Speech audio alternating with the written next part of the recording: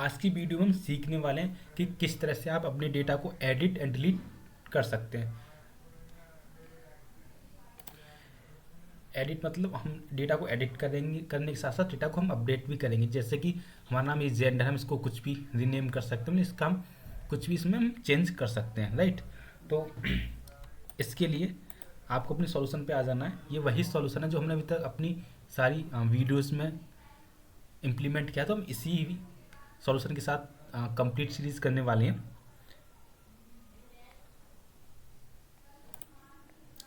So guys, हमने अपनी last video में सीखा था कि आप किस तरह से ये जो भी आइकन्स हैं आप अपने सॉल्यूशन में किस तरह इसको यूज कर सकते हैं। अगर अभी तक आपने उस वीडियो को नहीं देखा है तो आप उस वीडियो को देख सकते हैं। उसका लिंक मैं यहाँ आई बटन पर एंड वीडियो के डिस्क्रिप्शन में दूंगा, आप उस पर क्लिक करके उस वीडियो को देख सकते हैं। तो हम स्टार्ट करते हैं आज की वीडियो, जिसमें कि हम सीखने वाले एडिट डिलीट। तो बेसिकली एडिट यानी एडिट और डेटा को अपडेट करने के लिए हमारे पास दो ऑप्शन है। तो हम दोनों ही ऑप्शन या आप टाइप कह सकते हैं, दोनों ही तरीके से सीखने वाले हैं। आप डेटा को किस तरह से इम्प्लीमेंट कर सकते हैं।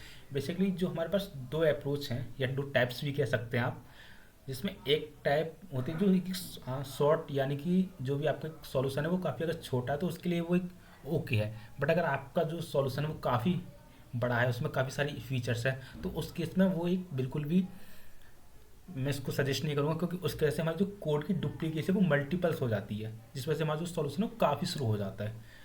बट हम वो दोनों ही अप्रोच सीखने वाले हैं। आपकी चॉइस, आप किसको उसमें इम्प्लीमेंट करते हैं। ओके, तो हमें क्या करना है, हमारे स्टेप नंबर 1 क्या होगा। हम जैसे इस एडिट आइकन पर क्लिक करें तो हमारा जो भी डेटा है वो इस फॉर्म में फिल हो जाए। ओके, तो उसके लिए क्या करना होगा, ये जो हमारी लिंक है हमें इसे बताना पड़ेगा कि भाई हम जब तुझ पर क्लिक करेंगे तो तुझे कहाँ जाना है। बिल्कुल आप अपनी एक लोकल लैंग्वेज में समझिए इसको। तो हम इससे बोलते हैं जब हम इस पर क्लिक करेंगे लिंक पर, तो इसे एक कंट्रोलर फाइंड करना है जो कि हमारा HR है। आपके सॉल्यूशन के अकॉर्डिंग कुछ भी कंट्रोलर हो सकता है। तो हम बोलते हैं इसको कि हमारे एक HR कंट्रोलर है एंड उसके अंदर हमारा एक एक्शन फंक्शन बना हुआ है जिसका नाम है एडिट। कुछ भी रख सकते हैं, वो आपके ऊपर डिपेंड करता है। हमें इस डेटा को एडिट करना है, तो इस केस में हमने एडिट इसको लिया है। ओके, तो ये क्या करेगा, इस HR कंट्रोलर के अंदर जाएगा और फाइंड करेगा हमारा एडिट नाम का फंक्शन। दैट मीन्स आप जैसे ही इस आइकन पर क्लिक करोगे तो ये हमारे इस रूट को फाइंड करेगा कि HR कंट्रोलर के अंदर एडिट जो भी हमारा फंक्शन है मुझे वहाँ जाना है। तो ये यहाँ हिट करेगा, हम डीबगर लगा देते हैं। बट ये अभी इसको एक्सेस नहीं कर पाएगा। अगर आप इस केस में अगर इसको एडिट करेंगे तो ये हमारा एडिट बिल्कुल हिट हुआ, राइट। ओके, देन कंटिन्यू करने पर ये एरर देगा। एरर क्यों, देखिए ध्यान से समझिए इस चीज़ को। हमने क्या किया, एडिट टाइप का एक फंक्शन बनाया जो कि रिटर्न कर रहा है व्यू, बट हमारे पास कोई भी एक व्यू नहीं है। अगर हम व्यूज़ के अंदर जाते हैं HR कंट्रोलर के अंदर, हमारे पास सिर्फ एक ही व्यू है, जेंडर सेम, जिसकी हेल्प से हम अपना जेंडर क्रिएट करते हैं। तो ये क्या कर रहा है, HR कंट्रोल के अंदर एडिट व्यू को ढूंढ रहा है और वो इसको मिला नहीं। इस केस में इसने हमें एक एरर शो कर दी, राइट। इसको हमें किस तरह हैंडल करना है, और थोड़ा ध्यान से एक चीज़ और समझने की बात है इसमें, इसको बैक कर लेता हूँ। आप जैसे एडिट बटन पर क्लिक किए तो इसमें हमारी देखिए आईडी बिल्कुल ज़ीरो है, यानी कि अभी इसको कोई भी आईडी नहीं मिली। तो इस रो की आईडी, यानी कि जो कि हमें टेबल में PK आईडी है, वो हमें गेट करनी है। तो उसके लिए क्या करना होता है, आपको अपने कोड पर जाना है। यहाँ पर आपको बताना है ESP minus root minus ID equal to, sorry item ID नहीं, इसलिए आप इसको आइटम ID इसको कुछ भी ले सकते हैं। अभी मैं इसको एक्सप्लेन करता हूँ। तो candidate dot I dot P के जेंडर आईडी, दैट्स ग्रेट। तो इसका मतलब है कि सॉरी कहाँ हिट हुआ ये, ए एस पी रूट ये आपको एक हमेशा फिक्स रहेगा। देन डैश माइनस, इसका मतलब आपका जो भी एडिट बट फंक्शन बना हुआ है इसके पैरामीटर में जो भी आपने वेरिएबल का नाम डिफाइन किया है एज इट इज़ आपको यहाँ पर वो टाइप कर देना है। अगर आप कुछ और टाइप करोगे तो उस केस में ये आपका फंक्शन हिट नहीं होगा। तो आपको याद रखना है जो भी पैरामीटर में डिफाइन किया है एज इट इज़ आपको यहाँ पर डिफाइन करना है। ओके, देन सेव करने के बाद हम कंटिन्यू करते हैं और इसको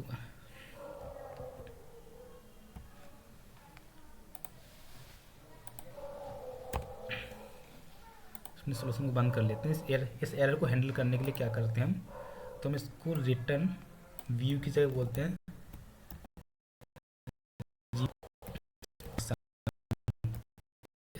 रीडायरेक्ट, यानी टू एक्शन है, एक्शन पर रीडायरेक्ट कर देगा। कहाँ पर, जो भी हम अपने एक्शन या व्यूज़ का नाम टाइप करने वाले हैं, किस व्यू पर, रिजल्ट सॉरी जेंडर शेप पर। ये नाम कॉपी करके आपको डबल कोट में पेस्ट कर दें। ओके, अब हम अपने सॉल्यूशन को एक बार रन करते हैं। तो हमारा सॉल्यूशन रनिंग बोर्ड में है, तो हम इसको अपने पेज पे जाते हैं, HR कंट्रोल के अंदर जेंडर से।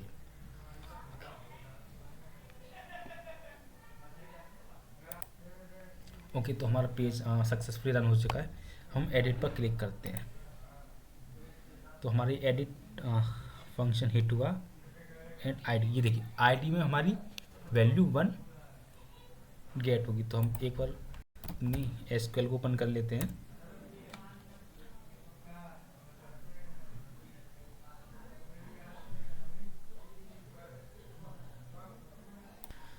ओके, तो हम अपनी फटाफट टेबल में चेक कर लेते हैं क्या क्या हमारे पास वैल्यू अवेलेबल हैं।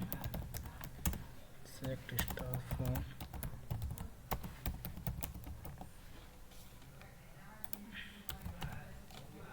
Gender, MST। ओके, तो गाइस हमारे पास टेबल में इस टाइम सिर्फ 2 ही एंट्रीज हैं, मेल एंड फीमेल। तो हमने, आपको याद है कि हमने मेल पर यानी फर्स्ट वाले पर क्लिक किया, तो जिसकी आईडी क्या है, PK जेंडर आईडी 1। तो यहाँ पर हमें अपने कोड में 1 आईडी मिल चुकी है। हम इसको कंटिन्यू करते हैं, यानी इस केस में भी एरर नहीं देगा। एरर क्यों नहीं दी इसको समझते हैं। हमने क्या बोला कि जब भी इस मेथड में आओ, यानी अब आपको जो अपना ऑपरेशन परफॉर्म करके कहाँ जाना है, रीडायरेक्ट टू एक्शन, यानी आपको जेंडर से पेज पर रीडायरेक्ट हो जाना है। इस केस में आपको कोई भी एरर नहीं मिलने वाली, राइट। हम एक बार अगर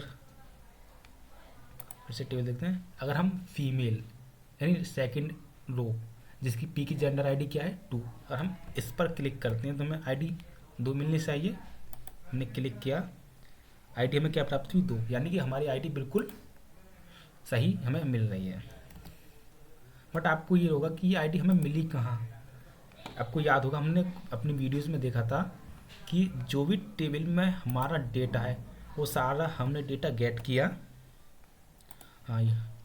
using help get all gender data function से, और उस डेटा को अच्छा हमने अपने व्यू बैक की हेल्प से CSS/HTML पेज पर सेंड किया और इसको यहाँ से हमने डिस्प्ले करा दिया।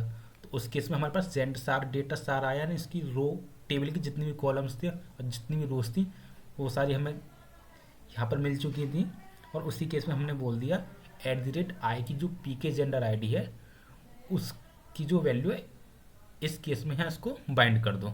तो सिंपल हमारी वैल्यू बाइंड होगी। और जब भी हमने अपने एडिट बटन पर क्लिक किया या लिंक पर क्लिक किया, आप कह सकते हैं आइकन पर क्लिक किया, तो हमारी वैल्यू हमें यहाँ मिल चुकी है।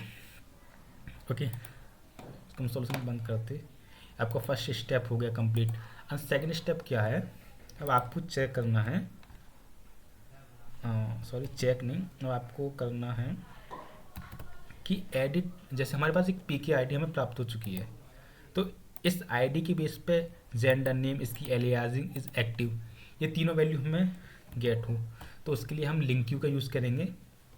बेसिकली लिंक क्यू लिखने की क्वेरी को लिखने की तीन तरीके होते हैं, तो हम मेथड वाला यूज़ कर सकते हैं, आप कोई भी यूज़ कर सकते हैं। तो क्या करना है आपको, D V dot M S T find prebuild नहीं, हमारे लिंक क्यू का आईडी। ओके, ये हमारे पास एक डेटा रिटर्न करेगा किस टाइप का, जेंडर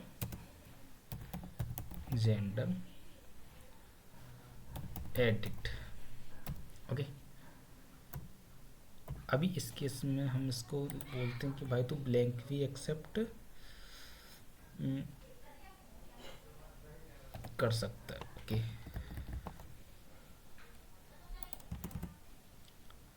देन अब इसको बोलते हैं हम,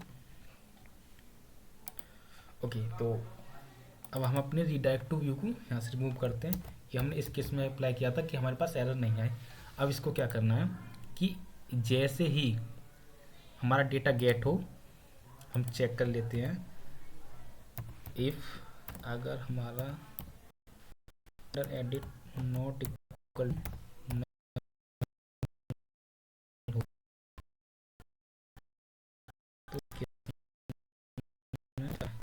तो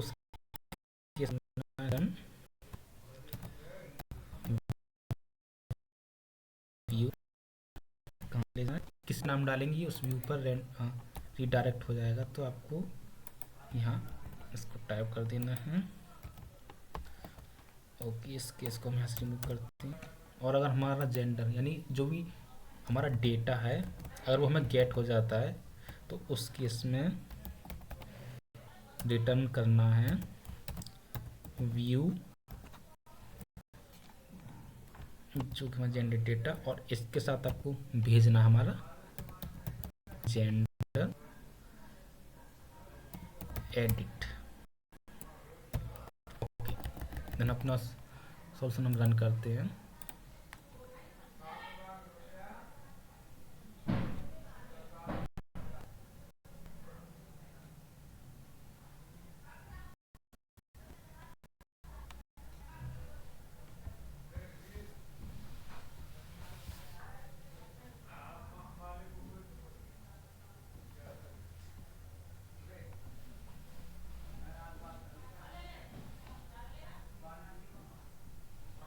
ओके, और हमारा सॉल्यूशन रन हो चुका है, तो हम अपना पेज रन करते हैं।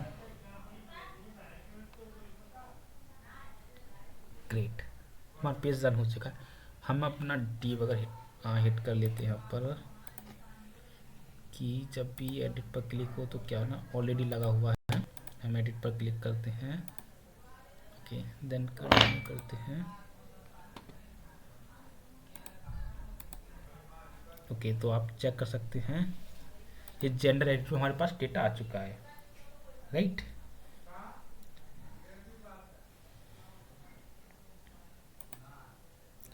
आपका credited date, gender name is active PK and okay. चलते अपने सॉल्यूशन पर, देन इसको कंटिन्यू करते हैं। ओके, हमारे पास एक एरर मिली। इस एरर का क्या रीज़न है, देखिए आप एरर को पढ़ेंगे तो बोला नल रेफरेंस एक्सेप्शन। इसका मतलब आपने जैसे ही इस फंक्शन को कॉल किया तो हमारा यहाँ तक डेटा सही आया, जैसे ही व्यू पर गया, यानी इस व्यू का नाम है जेंडर से, इस व्यू को फाइंड करेगा और इस पर गया। जैसे इस पर ये हिट हुआ, इसने देखा जेंडर से, यानी कि हमारे पास जेंडर जो भी एक हमने यहाँ पर डिफाइन किया था व्यू बैग के अंदर से डेटा लेके आ रहे थे, इस केस में ये हमारे पास डेटा अवेलेबल नहीं है, तो इस केस में इसने ये नल रेफरेंस दे दिया। तो इस एरर को किस तरह से हैंडल करना है, तो आपको इस केस में क्या करना है, जो भी आपका एडिट का फंक्शन था इसको इसको आप कंप्लीट कॉपी करके यहाँ पेस्ट कर दीजिए, सिंपल। करेगा। जैसे हम एडिट बटन पर क्लिक करेंगे ये हमारा फंक्शन हिट होगा, और इस उसके बाद हमारा ये फंक्शन हिट करने के बाद एक get all gender data function को हिट करेगा, और सारा डेटा गेट करके व्यू बैग के अंदर डिफाइन करके फिर से इस पेज पर भेज देगा। इस केस में हमारे पास यहाँ डेटा अवेलेबल होगा, तो उस केस में हमें एरर नहीं आने वाली। हम कंटिन्यू कर देते हैं।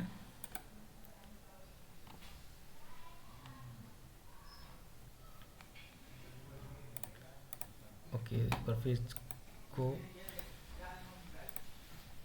रिफ्रेश करते हैं। अब जैसे हम एडिट पर क्लिक करते हैं एंड कंटिन्यू कर देते हैं सिंपली डायरेक्ट, तो ये क्या क्या देखिए हमारे पास इस केस में कोई एरर नहीं, और साथ के साथ जो भी हमारा टेक्स्ट फील्ड थे वो फिल हो चुके हैं। सिंपल, हमने कुछ भी नहीं किया। एक बार मैं फिर से एक्सप्लेन करता हूँ क्या किया। हमने इस गेट ऑल जेंडर डेटा वाले फंक्शन को कॉल किया, ये सारा डेटा डेटाबेस से गेट करके इसने हमारे व्यू बैग के अंदर डिफाइन कर दिया, और व्यू बैग हम कहाँ यूज़ करना है, अपने CSHTML पेज पे। इस केस में हमारे पास ये नल नहीं है, तो हमारे पास कोई भी एरर नहीं मिली, राइट। ओके, अब हम सेकंड वाले पर क्लिक करते हैं, और हम कुछ देर के लिए टी वगैरह यहाँ से इसको स्टॉप कर देते हैं। और अब देखिए हमारा डेटा चेंज हुआ। जेंडर क्या था, फीमेल, एलियाज एफ है, और एग्जेक्टिव फॉल्स, यानी कि ये एग्जेक्टिव फॉल्स है, राइट। ये हमारा नेक्स्ट स्टेप कंप्लीट हुआ। अब हमें क्या करना है, थोड़ा हम इसको समझते हैं। जैसे आपका पेज लोड हुआ, सॉरी इसको रिफ्रेश कर लेते हैं। ओके, ये हमारा ओके, जैसे आपका पेज रेंडर होगा ब्राउज़र पर, तो अगर आपको डेटा सेव करना है तो जो हमारा ये बटन है ये सेव टाइप का रहेगा।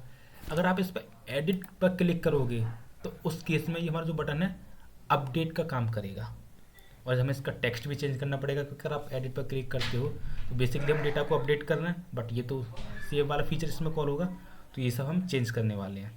उसके लिए क्या करना है, आपको अपने कंट्रोलर में जाना है, और जो भी हमारा इस पेज को रेंडर कर रहा है, यानी कि हमारा जो भी जेंडर सेव का व्यू है, यहाँ पर आपको लिखना है view bag dot button type equal to save. आप कुछ भी वैल्यू लिख सकते हैं, सेव। ओके, तो आप कुछ भी लिख सकते हैं बटन टाइप की जगह। ये फिक्स नहीं है, आप डायनामिकली आप कुछ भी नाम रख सकते हैं, सेव, जो भी आपको मन करे वो रख सकते हैं। देन क्या करना, आपको इसको view back dot button type को कॉपी करके अपने पेज पे जाना है, और जहाँ भी आपका सेव का बटन बना हुआ है इसकी जगह आपको लिखना है @ एंड पेस्ट, सिंपल, बस ना पेज पे जाना है। बट अभी क्या हुआ हमारे पास, इस पर कोई वैल्यू नहीं आई, तो हम अपने सॉल्यूशन को बंद करके फिर से रन करते हैं।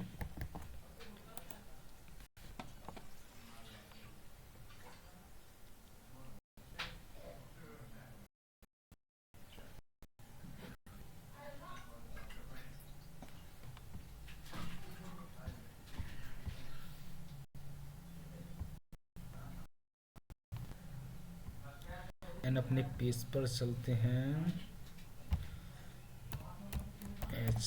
इसको सेव जेंडर। ओके, तो ये देखिए हमारे पास वैल्यू क्या आ रही है, सेव। बट अगर हम एडिट पर क्लिक करेंगे तो उस केस में क्या हुआ, हमारी वैल्यू यहाँ से हट चुकी है। तो उसके लिए क्या करना है, आपको अपने कंट्रोल में जाना है, और एडिट फंक्शन के अंदर जो भी आपने कोड टाइप किया था view back dot button type, इसको कॉपी करके और एडिट पे पेस्ट कर देना, और टाइप कर देना है सेव की जगह अपडेट। आप कुछ भी टाइप कर सकते हैं। देन हम चलते हैं अपने इसको एक बार फिर से बंद करके एग्जीक्यूट करते हैं सॉल्यूशन को। ओके, तो हमारा पेज, हाँ, सॉल्यूशन रन हो रहा है। ओके, हम हम जल्दी से अपना टाइप करते हैं ऐसा ग्रेट। ओके, ये हमारा पेज रन हो चुका है। और फर्स्ट टाइम जब ये पेज रेंडर हुआ है ब्राउज़र पे, उस केस में हमारे पास जो बटन है वो सेव टाइप का है। हम एडिट पर क्लिक करते हैं तो इसका टाइप चेंज होगा। अभी किस टाइप का बना, अपडेट टाइप का। अगर आप अपने पेज को फिर से ऐसा रिफ्रेश करेंगे तो ये क्या हुआ, सेव टाइप का। अगर एडिट पर क्लिक करते हैं तो अपडेट टाइप का। बट अभी क्या होगा, अगर आप अब इस अपडेट बटन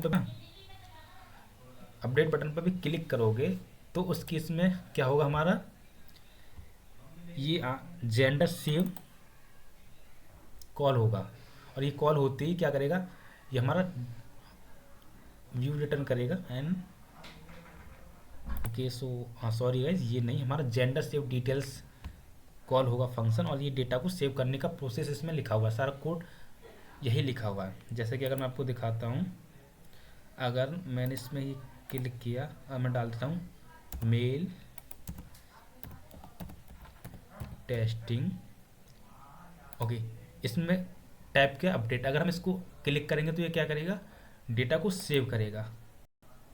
इसने ऐसा क्यों किया, थोड़ा हम समझते हैं। ये देखिए हमारा डेटा इंसर्ट हो चुका है, अपडेट नहीं हुआ।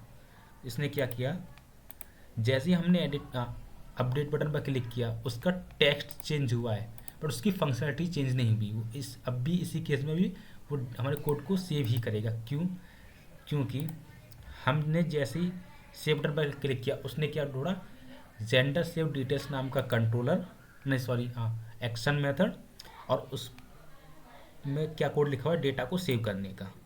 तो अब इस केस में हमें क्या करना है,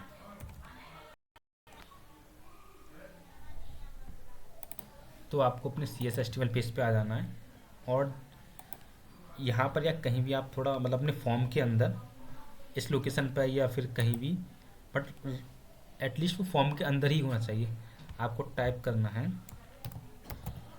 input ESP for equal to, और ये फॉर्म क्यों हो गया, equal to PK gender ID।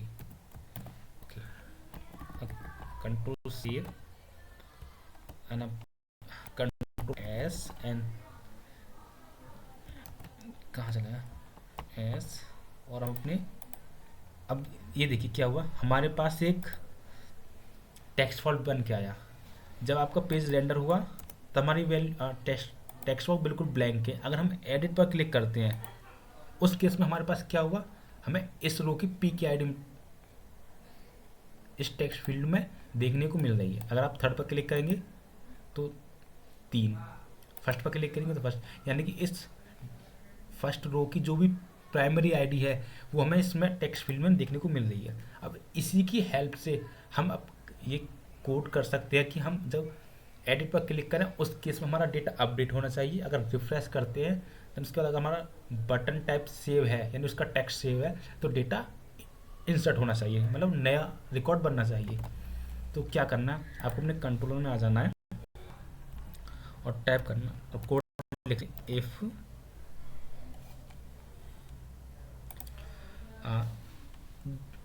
GN equal to 0,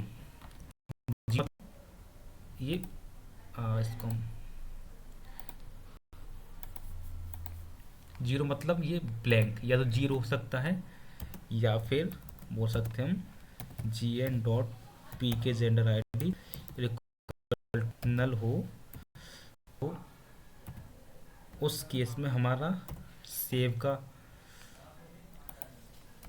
portion हो, हमारा सेव नहीं होता है तो केस में हमारा डेटा अपडेट हो। अपडेट के केस में क्या करना है आपको, बोलना कि डी के अंदर कॉमन जेंडर MST को अपडेट कर है, GN एंड DB,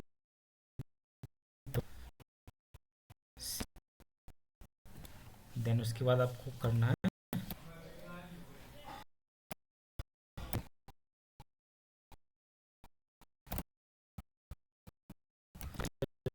डेटा को इस पेज को ही वापस डिस्प्ले करते हैं, सिंपल, बस। ओके, अब अपने सॉल्यूशन को हम एक बार रिफ्रेश करते हैं। अगर मैं इस पर करता हूँ मेल टेस्टिंग और इसकी हम वैल्यू में आते हैं मेल डन, और इसको हम इजेक्ट फॉल्स करते थे, अपडेट करते हैं। उस केस में क्या हुआ, देखिए हमारा डेटा अपडेट हो चुका है, बट ये जो हमने बनाया था ये हमें डिस्प्ले नहीं करानी, क्योंकि जो भी हमारी प्राइमरी आईडी होती है हम उसे कभी भी यूज़र को नहीं दिखाते हैं। तो उसके लिए क्या करना है, आपको अपने फॉर्म पे जाना है और जो भी हमने टैग बनाया था यहाँ टाइप करें, टाइप हिडन, डेट्स इट। इस पर हम एक बार अपना फ्रेश लिखते, तो हमारा जो हिडन फील्ड बनाया था ये विजुअल फॉल्स हो चुका है। एक बार पेज को रिफ्रेश करके एक न्यू एंट्री करते हैं। फिलहाल हम mail to M is active false और सेव पर क्लिक करते हैं। तो ये क्या हमारा जेंडर सेव डिटेल्स नाम का फंक्शन हिट हुआ। देन इसको हम कंटिन्यू आगे करते हैं। तो क्या आ गया, इसने पी के जेंडर आईडी 0 है, तो उस केस में हमारा ये पार्ट एग्जीक्यूट होगा, राइट, ये पोर्शन एग्जीक्यूट होगा हुआ। कंटिन्यू करते हैं और डेटा सेव हो चुका और हमारे पास नोटिफिकेशन भी आ चुका है, डेटा सेव्ड। और आप टेल में चेक कर सकते हैं मेल टू, ये डेटा हमारा अपडेट इंसर्ट हो चुका है। अगर हम एडिट पर क्लिक करते हैं हमारा बटन का टेक्स्ट चेंज हुआ, क्या हुआ, अपडेट, और इसको लिखते हैं मेल एंड इसको एग्जेक्टिव ट्रू एंड अपडेट। इसकी इसमें क्या हुआ, जेंडर सेव डिटेल्स फंक्शन ही हिट हुआ एंड कंटिन्यू करते हैं। बट अभी क्या होगा, जेंडर आईडी क्या है हमारी 4, यानी कि इस टेल को एग्जीक्यूट करते हैं।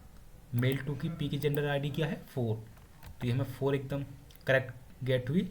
और उस केस में क्या हुआ, हमारे पास ये डेटा ये पोर्शन एग्जीक्यूट हुआ। ओके, सो ये कंटिन्यू हो गया और हमारा डेटा अपडेट हो चुका है। पहले क्या था मेल टू और अभी क्या है मेल। टेबल को फिर से कंटिन्यू एग्जीक्यूट करना मेल। ओके, तो हमारा डेटा सक्सेसफुली अपडेट हो चुका है। बट अभी क्या हो रहा है, हम इंसर्ट के केस में तो हमारे पास नोटिफिकेशन आ जाना है कि डेटा सेव्ड, बट अभी एडिट के केस में नहीं आ रहा है। जैसे आप इसको एक्टिव करते हैं और मैं डी वगैरह हिट बंद कर देता हूँ इसको और इसको अपडेट हिट हुआ फिर भी। तो देखिए इस केस में हमारे पास डेटा तो अपडेट हो चुका है बट हमारे पास कोई भी अलर्ट नोटिफिकेशन नहीं आया।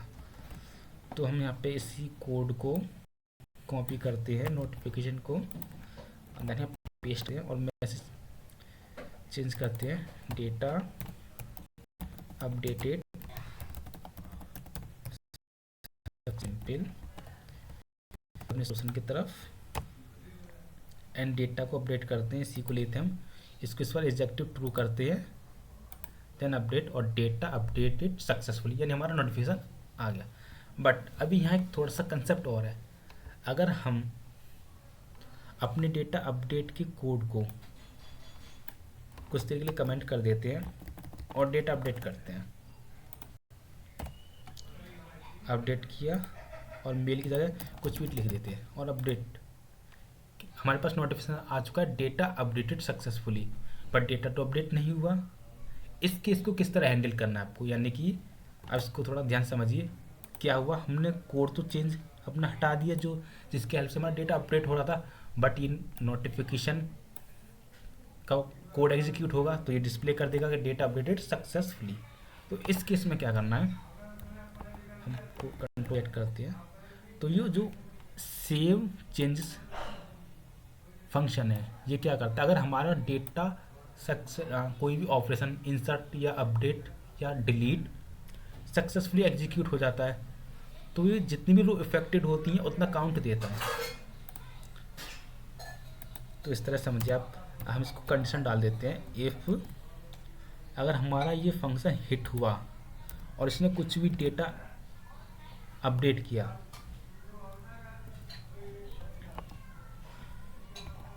हाँ, इसको थोड़ा बैक करके हम एक बार थोड़ा समझते हैं। इंट आई, अब इसको एक बार एग्जीक्यूट करते हैं फिर से। अपडेट, ओके, इस बार डी बार हिट कर लेते हैं एंड टू अपडेट। अब देखिए इस आई में क्या आया, 1, यानी कि हमारा एक रो अफेक्टेड हुई। अगर हम डेटा अगर अपडेट करेंगे तो हमारी सिर्फ एक ही रो अफेक्टेड होगी ना, ये वाली। तो इस केस में इसने दिया 1 रो अफेक्टेड, राइट। तो इसी की हेल्प से हम अपनी कंडीशन लगा सकते हैं, जो किस तरह से होगी। मैं डायरेक्ट इसमें अप्लाई करता हूँ। इफ़ अगर हमारा जो चेंजेस है वो 0 से बड़ा होता है, 0 से बड़ा किस केस में होगा, जब हमारा ऑपरेशन सक्सेसफुली रन हो जाएगा। तो उस केस में हाँ, सॉल्यूशन हम बंद कर लेते हैं, कोड करते हैं। तो हमारा डेटा, तो नोटिफिकेशन क्या आ जाए, अपडेटेड। एंड कुछ भी एरर आती है तो उसके हमारा मैसेज आएगा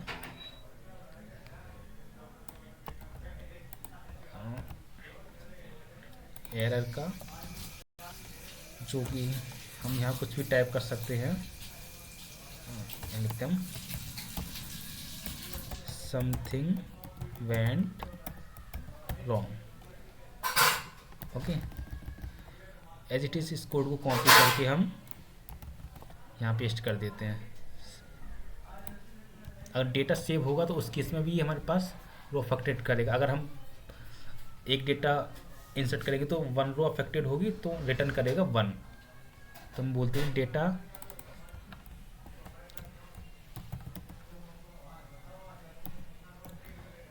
इंसर्ट सक्सेसफुली, ओके। तो हम अब क्या करते हैं, इस कंडीशन को थोड़ा हटा रिमूव करके अपने सॉल्यूशन को एग्जीक्यूट करते हैं। हमारा सॉल्यूशन रन हो चुका, हम टाइप करते हैं सेम,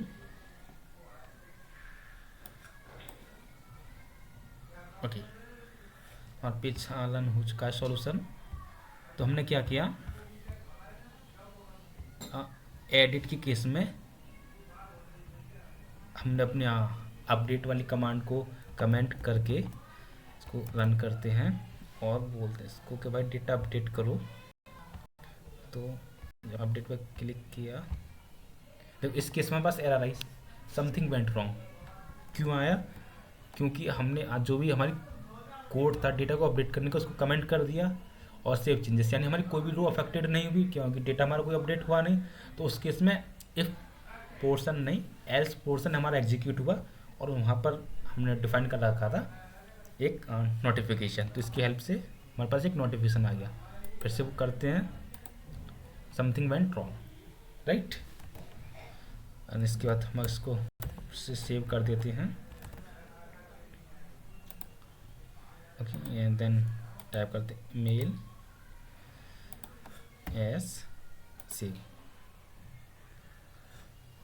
ओके। तो हमारे पास एक एरर आई है, क्या है ये,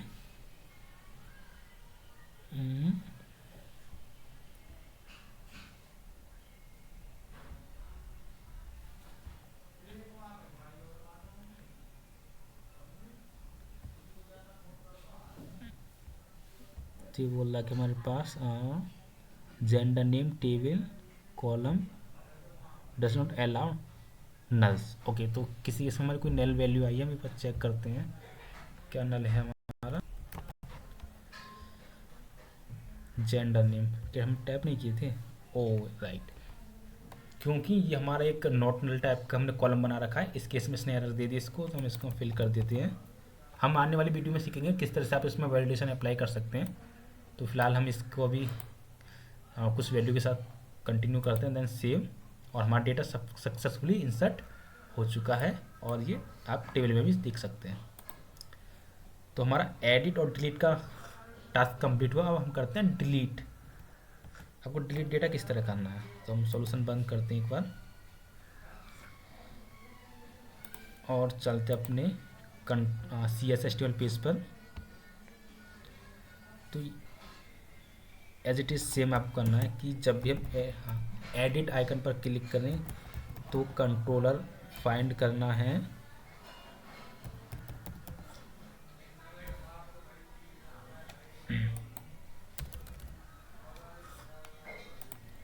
HR एंड किस एक्शन पे जाना है, एक्शन पे जाना है डिलीट, और इसकी जो क्या आईडी लेगा ESP रूट और आईडी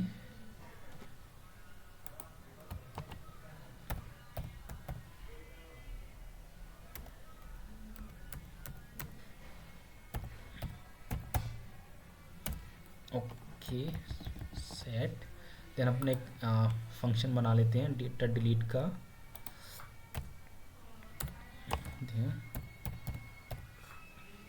पब्लिक आई रिजल्ट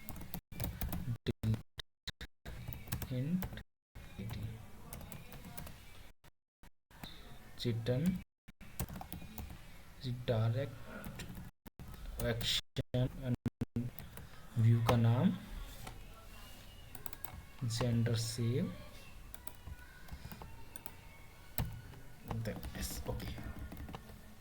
यहाँ पर एक चीज़ और समझने की है, पहले हम इसको सॉल्यूशन को रन करते हैं, उस केस सिनेरियो के साथ इसको समझते हैं। अपने पेज पर चलते हैं जल्दी से। ओके एंड हम अपने डिलीट फंक्शन पर टी बार हिट करते हैं और प्रेस करते हैं डिलीट। क्या वो हमारा फंक्शन हिट हुआ डिलीट का, और हमारे पास आईडी भी हमें मिल चुकी है। कंटिन्यू करते हैं, डिलीट नहीं हुआ क्योंकि नहीं मिली। अभी क्या होगा अगर आप इस फंक्शन को एपी पुट HTTP पोस्ट, कुछ मिस किया हम, TP पोस्ट। ओके अगर आप इस फंक्शन को पोस्ट टाइप का बना देंगे उस केस में क्या होगा, उस केस में हमारे पास ये फंक्शन हिट नहीं होगा।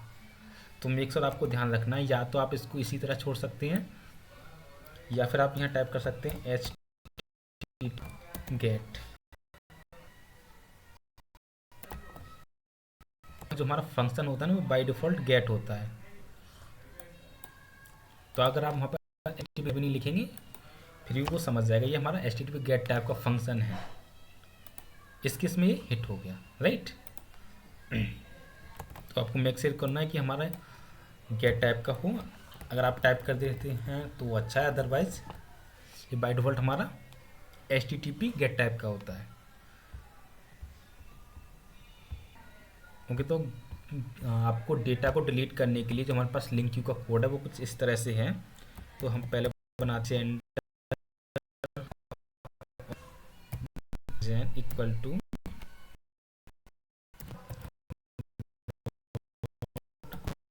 आईडी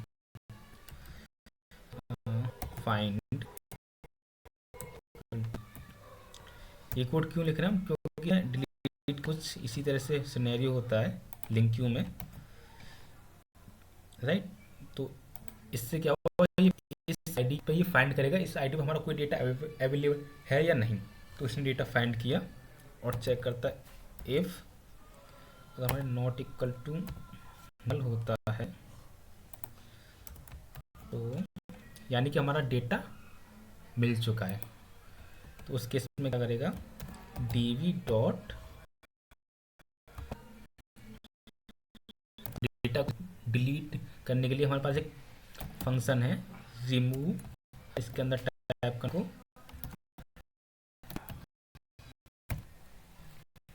ओके, और वही सेम सिनेरियो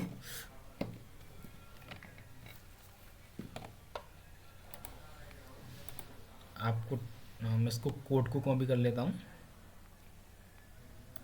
ही कि अगर हमारा डेटा रिमूव होता है तो हमारे पास अलर्ट मैसेज डेटा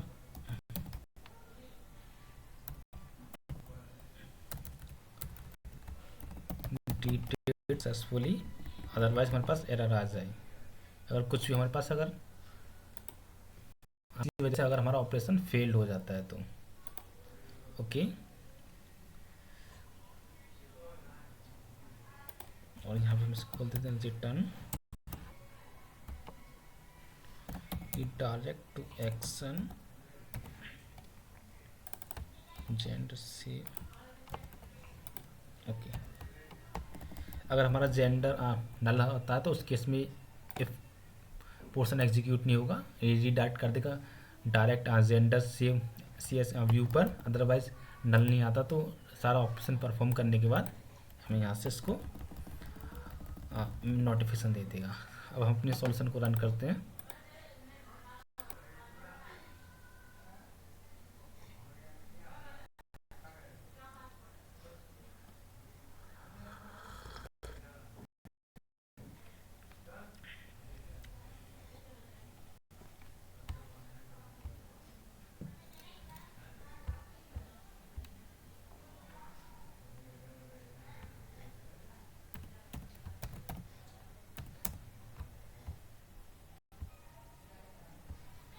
ओके तो हमारा सॉल्यूशन सक्सेसफुली रन हो चुका है, कुछ भी एरर नहीं है। अगर हम डेटा को डिलीट करते हैं तो डिबगर हिट हुआ, then continue, okay data deleted successfully. और ये देखिए हमारा डेटा डिलीट हो चुका है। एक बार हम टेबल में भी चेक कर लेते हैं। ओके तो हमारे पास सिर्फ 4 एंट्रीज हैं। हम एक एंट्रीज और डिलीट करते हैं इसमें से, डिबगर को हम रिमूव कर देते हैं ताकि हमारा कोड डायरेक्टली एग्जीक्यूट हो। Delete, okay data deleted successfully. And table में चेक करते हैं तो हमारे पास इस टाइम ओनली 3 एंट्रीज हैं, राइट, यानी कि हमारा डेटा डिलीट सक्सेसफुली हो रहा है, राइट। बट हमारे पास एक छोटा सा बग है, अगर आपने ध्यान दिया होगा तो एक बार मैं फिर बता देता हूँ। अगर हम एक डेटा इंसर्ट करते हैं तो हमारे पास टेबल में कितनी एंट्रीज हैं, 3। एक एंटर करते हैं mail, save data insert successfully. And अब देखिए हमारे पास एंट्रीज आ चुकी है मेल, और इसका क्रिएटेड ऑन डेट क्या है, यानी कि जो भी करंट डेट है इसने ये पिक कर ली। अगर इसी डेटा को हम अपडेट करते हैं, एडिट पर क्लिक किया, कुछ भी चेंजेस करते हैं, active false update, data update हो चुका है। इस केस में क्या हुआ, हमारे पास जो डेट थी वो ओवरराइट हो चुकी है, राइट। तो इस केस में क्या करना है हमें, हम चाहते हैं कि हमारा सिर्फ जेंडर एलियास इजेक्टिव ही चेंज हो, क्रिएटेड ऑन। जब भी डेटा चेंज करें या तो वो डेट आ जाए या फिर जो इंसर्ट कर डेट हमने पिक की थी वही रहे। तो हम यहाँ पर इस कॉलम को अपडेट होने से रोकने वाले हैं। तो किस तरह से रोकेंगे, तो उस केस में क्या आपको क्या करना है, इस केस को हैंडल करने के मल्टीपल तरीके हो सकते हैं। हो सकता है आपके माइंड में कुछ और लॉजिक हो, बट मैं यहाँ पे एक सिंपल सा लॉजिक है उसको इम्प्लीमेंट कर देता हूँ। तो सबसे पहले क्या करना है, हमारे पास ये जो एंट्री है इसकी क्रिएटेड ऑन डेट को हमें चेंज नहीं करना, बट हमारे पास इसके लिए एक ऑप्शन है कि ये जो वैल्यू हम इसको पहले किसी वेरिएबल में होल्ड कर लेते हैं। क्या करना है आपको, तो हम एक जेंडर का एक वेरिएबल बनाते हैं और करते dv dot com gender fine और डॉट के id ऐसे एरर करेगा प्लेन के लिए इसको। तो इसकी हमने क्या किया, जेंडर जो भी मॉडल क्लास थी इसका एक ऑब्जेक्ट बनाया और लिंक क्यू की क्वेरी से हमने इस आईडी का फाइंड किया और उसका जो भी रो रोज़ की जितनी भी एंट्रीज थी उसको हमने जेंडर मॉडल क्लास की प्रॉपर्टीज़ में सेट कर दिया। अब क्या करते हैं, हम एक वेरिएबल बनाते हैं,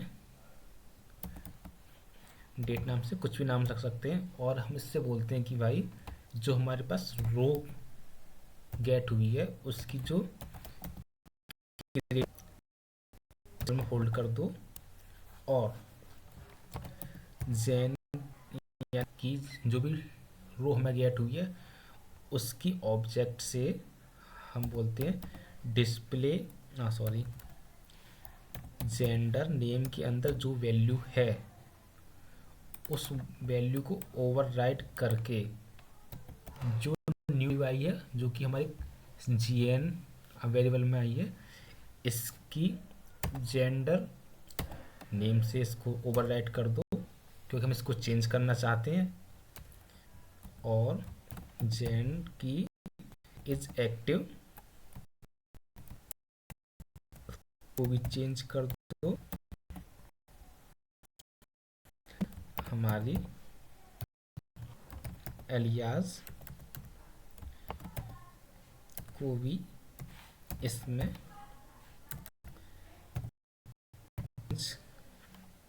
कर दो। ओके, देन अब इसने क्या किया, सारा डेटा जो भी था रो की सारी वैल्यूज गेट की और इस प्रॉपर्टीज के अंदर ओवरराइड करते गया, एंड देन इसी को अब हमें अपडेट केस में पास करना है। बस सिंपल। एंड हम अपने सॉल्यूशन को मैं एग्जीक्यूट करता हूँ, देखते हैं ये कोड, हाँ, ये लॉजिक परफेक्टली वर्क कर रहा है या नहीं।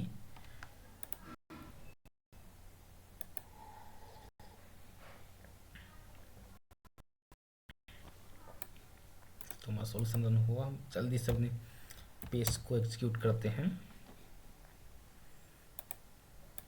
ओके, पहले तुम ये सारा डेटा एरर आएगी क्योंकि अभी हमने इसमें वैलिडेशन नहीं लगाया और सेव पर क्लिक कर दिया। तो हम ये नेक्स्ट वीडियो में सीखेंगे आप किस तरह से इस पर वैलिडेशन लगा सकते हैं, client side and server side दोनों तरीके से। डिलीट हुआ data, then delete delete delete and delete, no record found. Okay, तो फर्स्ट हम अपनी टेबल में भी चेक कर लेते हैं। ओके, तो हमारी टेबल ब्लैंक हो चुकी है। एक डेटा रिकॉर्ड करते हैं, mail M is active true, save. Okay, तो टेबल में चेक करते हैं हमारे पास क्या एंट्रीज हुई है। तो हमारे पास न्यू एंट्री आ चुकी है। अब हम चाहते हैं इसको अपडेट करना। अपडेट के केस में क्या होना चाहिए, हमारे सिर्फ ये 3 वैल्यू में gender name alias is active यही चेंज होना चाहिए। पी की जेंडर आईडी कभी चेंज नहीं होती है, एंड क्रिएटेड ऑन डेट भी हमें चेंज नहीं करनी है। हम एड पर क्लिक करते हैं और मेल की जगह इसको बोलते हैं फीमेल कर दो, और एम का एफ और is active false, and update. Data updated successfully, detail में चेक करते हैं। ओके गाइस, सो इस केस में क्या हुआ, हमारी जो क्रिएटेड डेट थी वो चेंज नहीं हुई है। अब थोड़ा सा हम इसका लॉजिक समझते हैं, हमने क्या टाइप किया, इसको हम एक बार कुछ और टाइप करते हैं, अदर्स का ओ चेक बॉक्स, एंड अपने कोड पर चलते हैं, डीबग को हिट करते हैं। ओके, देन अपडेट पर क्लिक किया तो हमारे पास जेंडर आईडी क्या आई थी, 12। ये कहाँ से आई, इस जेंडर वेरिएबल के प्रॉपर्टीज से आईडी हमें क्या मिली, 12। तो इस बेस पे इसने क्या किया, कंप्लीट रो का डेटा हमें गेट करके दे दिया, ग्रेट। देन और created on gender name is active P के जेंडर ये सब कुछ इसने हमें रिटर्न किया, यानी कंप्लीट रो का डेटा इसने रिटर्न कर दिया। और हम इससे बोलते हैं नेक्स्ट लाइन में कि भाई जो भी हमारे पास डेटा आया है उसकी क्रिएटेड ऑन डेट हमें दे दो। तो उसने इसको डेट वेरिएबल में होल्ड कर लिया, एंड जेंडर की इज एक्टिव में क्या है, ट्रू, और हमारे पास क्या था जो हमने डेटा रिकॉर्ड किया है, फॉल्स। तो इसने क्या किया, इसको ओवरराइड कर दिया, यानी इस वैल्यू को इसमें असाइन कर दिया। तो अभी की वैल्यू की true, same as it is aliasing में क्या आती, 0, और यहाँ क्या आती, f। तो इस केस में इसने क्या किया, इसको भी ओवरराइड कर दिया, एंड देन जो भी वैल्यू हमारी ओवरराइड हुई है उसी को हमने अपडेट के फंक्शन में पास कर दिया, देन कंटिन्यू किया, हमारा डेटा सक्सेसफुली अपडेट हो चुका है। इस केस में क्या हुआ, हमारा जो data as it is same रही, वो चेंज नहीं हुई। हो सकता है इसके और कई भी अप्रोच हों या मल्टीपल लॉजिक हो सकते हैं, बट जो भी आपको भी अच्छा लगे आप उस तरह से इम्प्लीमेंट कर सकते हैं। आप कोई और तरीका भी इम्प्लीमेंट कर सकते हैं। अगर आप कुछ और तरीके से इम्प्लीमेंट करते हैं तो कमेंट बॉक्स में कमेंट पोस्ट कीजिए, मैं उसको डेफिनेटली मैं भी ट्राई करना चाहूँगा। तो गाइस आज की वीडियो में इतना ही, मिलते हैं नेक्स्ट वीडियो में।